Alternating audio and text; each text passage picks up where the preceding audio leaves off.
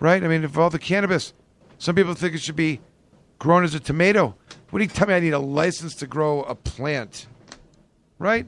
I mean, but this is something that we're buying into. I mean, how could that be said any different?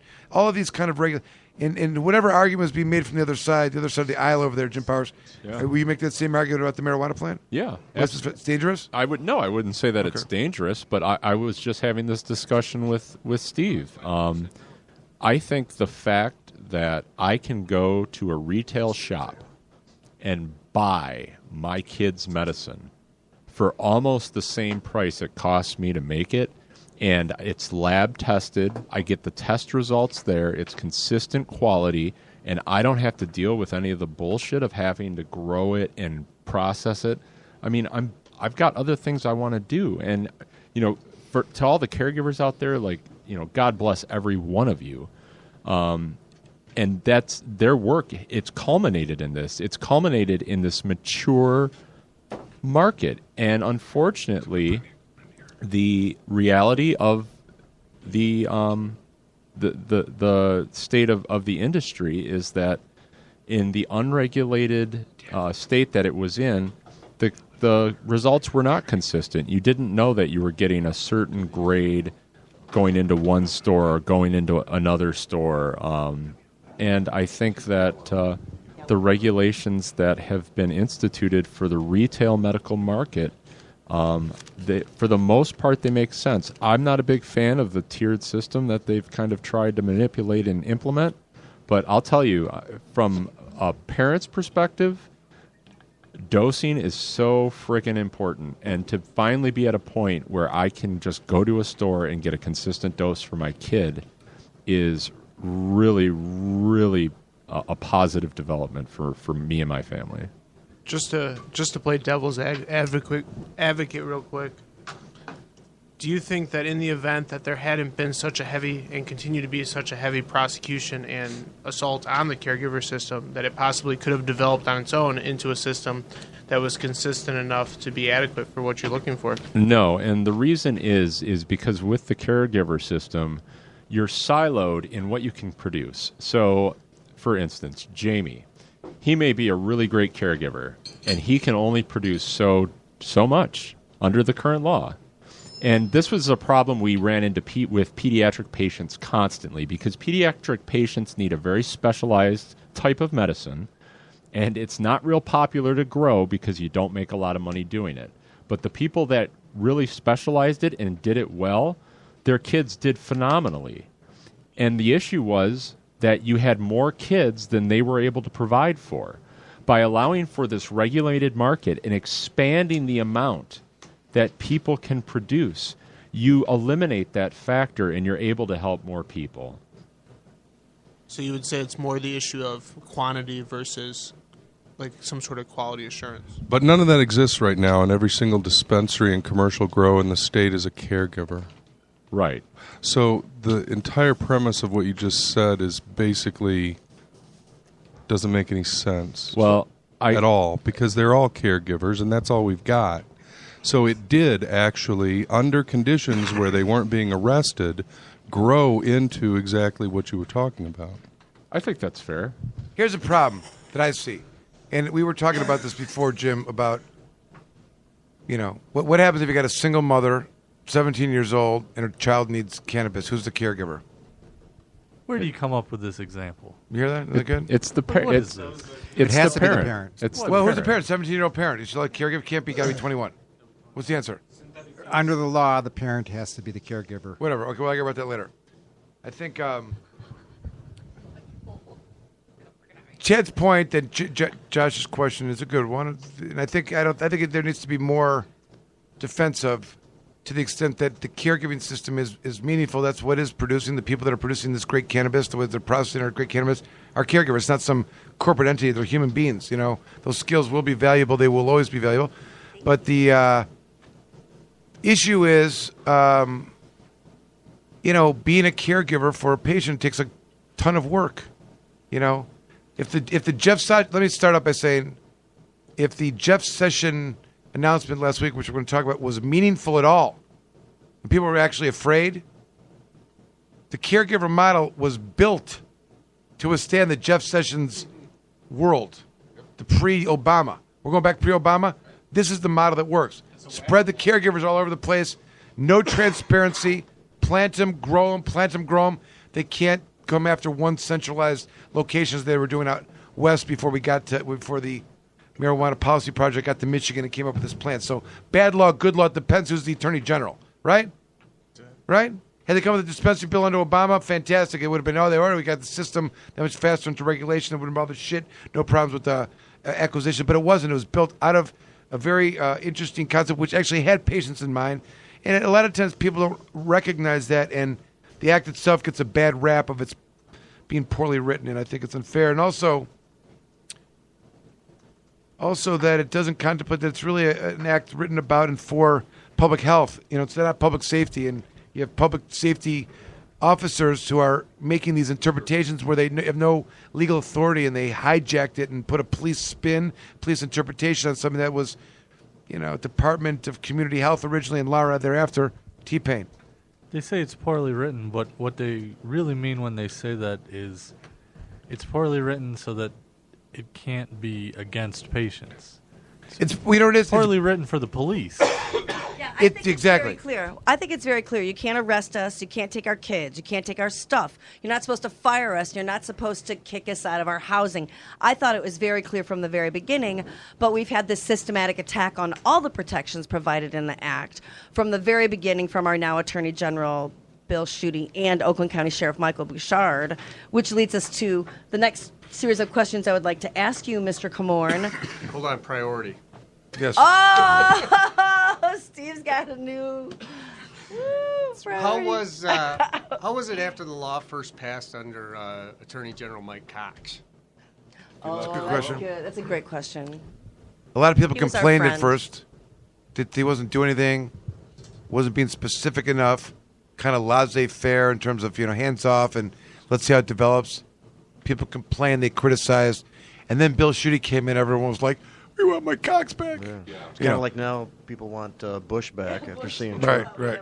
But I will say this: me and Chad ran into him at a fundraiser somewhere. I pulled him aside. I know him. He used to be a prosecutor in Wayne County. Had a head of the murder unit, the homicide unit. Right, a couple cases there, and he said something. Look, if you're going to talk to Republicans about marijuana regulation, think of it like guns. Like that's a common sense. Forget the subject matter. That's something that they're accustomed to. They like, some level of regulations. If you categorize the people that are going to be involved with it as clean records, some training, some oversight, law enforcement wise, state level, local level, even like county level, whatever, as they keep, think about come on, when you're doing that, if that's the direction you want to go to kind of bring them into the fray, do it that way, and it was, I don't think I think he showed up a year later at some symposium. He was working as a lawyer, he was working as a lawyer in private practice, and he spoke about it, and he was kind of so the answer is that there's a lot of uncertainty those first couple of years. There was, but things were still, remember, we were still, brand new. Obama had come in 2008, 2009. There was no new changes that year. All the old DA policies were in effect. There was always a discussion about federal law. I remember doing some, Oaksterdam would, we do a class where they'd set those things up. They asked me to, whatever, and, never go over 100 plants. Never go over 100 plants because just show respect to the feds. If they, this is year 2009, 2010. Because if they come in and they find 101 plants, they're going to get charged with a mandatory 5 and blah, blah, blah, blah. Remember? And, but there was obviously a lot of uncertainty. The act itself, nobody knew, what was going on. I mean, it seemed like there was immunity. It seemed like this. What's this in the middle? How does this whole thing work out?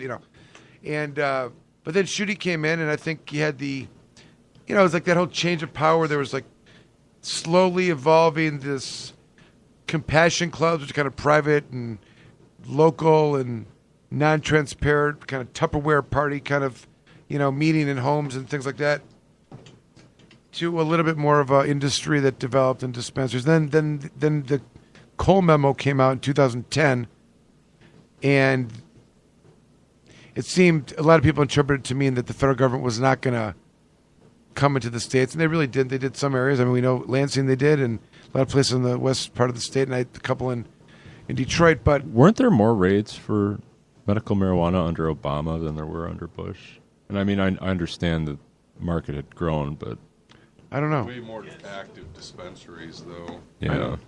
You know. I guess I don't want to lose focus on the fact that you're always going to have prosecutors like Pat Miles that are going to target what they believe is federally illegal, regardless of what the administration says. The IRS certainly became more involved.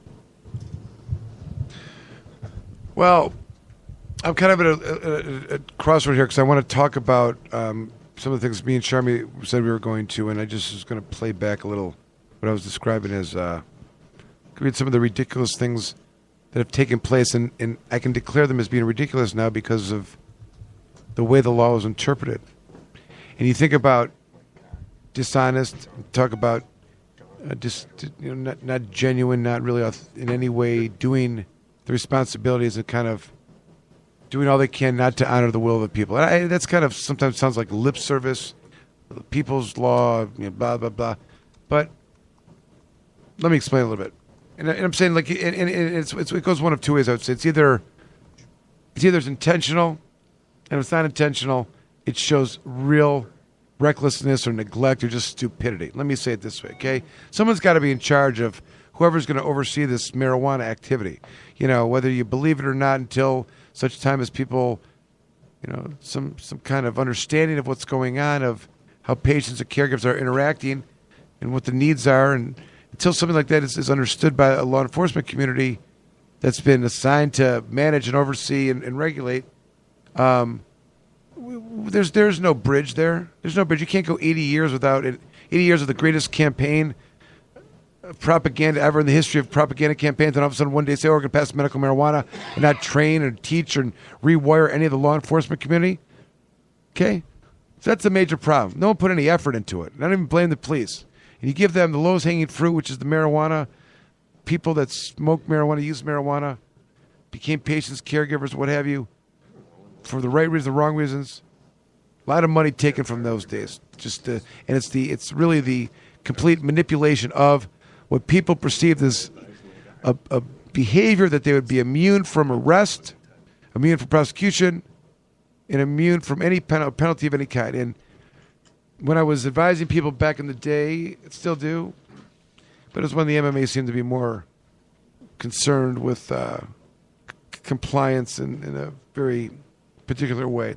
And who knows, I think that we're going to have to revisit these discussions and talk about it, because I think that in order for what we would describe as the existing regulated system to really work, any other patients that are getting their cannabis from someone that's not their caregiver would be a purchase or buy that the state would have an interest in shutting down.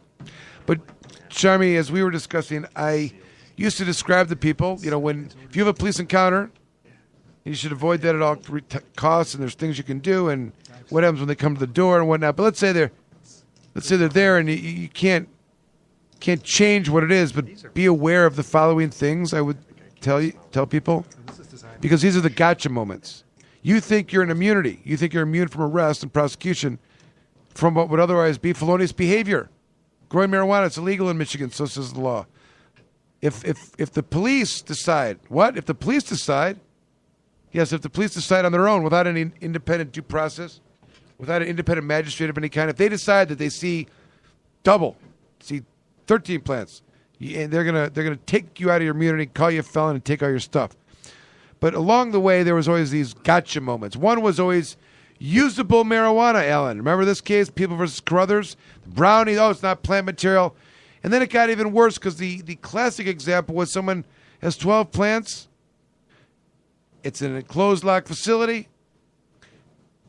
10 out of 10 Bill Schuetes and his disciples would all say that is immunity. Can't argue with it. You cut down 4 plants, take it outside, close the door. It's locked and closed again. Those 8 plants now remain still voted upon 10 out of 10 times. And this other material that's outside of the room, hanging, wet, plants, says stalk, says stems, not dried. Those are words that are in the statute. Those are words that are not implied, but explicit. Right there. Stalks don't count. Stems don't count.